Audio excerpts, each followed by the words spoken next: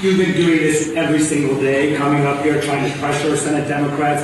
They've been not budging. They've blocked this bill time and time again. So at what point, for the good of the country, do you need to change your strategy to try to negotiate a deal with them? It's a great question. Manu asks, why don't I change my strategy? I don't have any strategy, Manu. I'm doing the right thing, the clearly obvious thing, the traditional thing. That's exactly what Chuck Schumer voted for in March of this year and gave impassioned speeches was the right and only thing. I don't have anything to negotiate. MAGA Mike Johnson just completely lost it on live television. You said last week that you would swear in Adelina Grijalva whenever she wants. She's written a letter to your office. You've not sworn her in. Yeah. I understand about pro forma session. Yes. Doesn't your resistance to not swear her in add fuel to the fire that this is about the Epstein?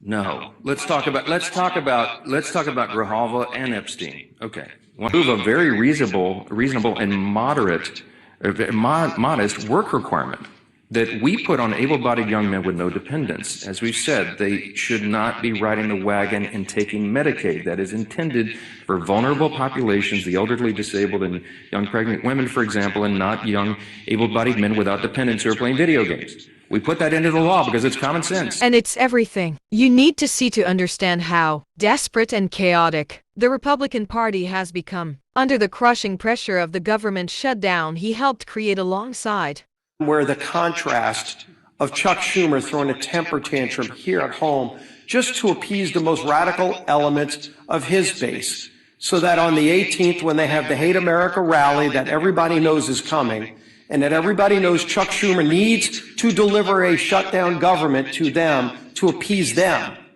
Well, how about you think about us? How about you think about those families who are struggling today because of Chuck Schumer's shutdown?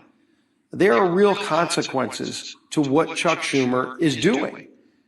Regardless of who he thinks he's appeasing, he is hurting so many people, millions and millions of people. Donald Trump, Mike Johnson finally snapped. With no plan, no leadership, and no clue how to fix the mess he caused, Johnson went on air trying to spin his disaster, but ended up exposing the total collapse inside the MAGA-controlled house. You could see it in his face, the panic, the frustration, the loss of control. This was not the calm, confident speaker of the people he pretends to be. This was a man cornered by reality, watching his own party crumble under the weight of Trump's chaos. Democrats, meanwhile, are standing firm. Congressman Brendan Boyle called it exactly what it is, a self-inflicted crisis fueled by Trump's ego and Johnson's cowardice. While Republicans play political games, millions of Americans are paying the price. The truth is simple.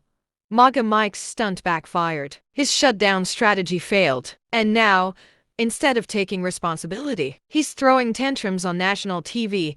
But the American people see through it, and they're not falling for the lies anymore. The question now isn't whether Mike Johnson will lose control. It's how much more damage he'll do before he's finally held accountable.